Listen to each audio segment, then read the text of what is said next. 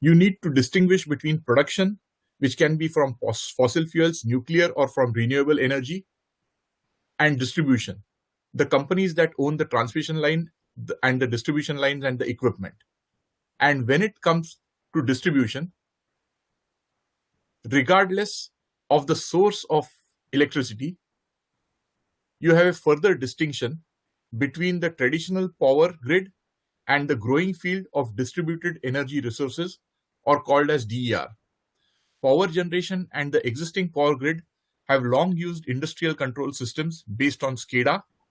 In the US alone, we are talking about 8,000 generating units, 200,000 miles of high voltage lines, and millions miles of local distribution lines, and 180 million power poles. So even within this enormous existing infrastructure, reliability can be improved by the real-time detection of incidents such as transformer failures, lightning strikes, vegetation encroachment, etc. And IoT sensors can play a role in this and will play a role in this.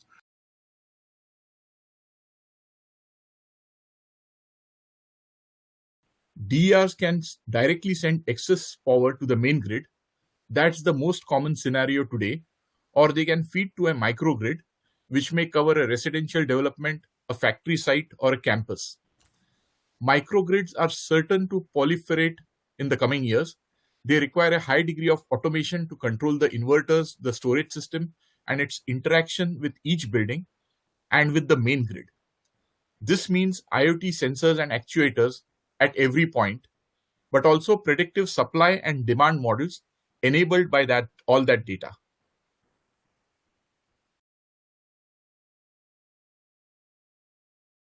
DER will change the structure of the industry, introducing many smaller suppliers, including consumers who will become producers or prosumers as they are called, when they generate more power, especially solar power, than they consume at a given time. The distribution companies become managers of that more complex grid. Monitoring of all those sources in real time requires extensive application of IoT. Also, many consumers are interested in the information that comes from monitoring the grid. If they generate electricity themselves, they want to know how much they produce and whether their solar panels and storage systems are performing optimally. But they also want to know if, when they consume the energy from the grid, does it come from fossil fuels or renewable sources? The network needs to be instrumented to provide that data. Most people don't realize that today, solar and wind power, including cogeneration by residential solar panels, is limited to about 30%, more or less, of the total megawatts that a utility can handle, because those sources can fluctuate very rapidly with clouds and the wind changing, and the grid needs a substantial, stable baseline from traditional power plants in order to operate correctly. And here, the role of IoT is going to be to predict and alert the utility to a change in the supply from green energy, allowing the utility to react and to bring other sources of energy online in order to compensate for those fluctuations.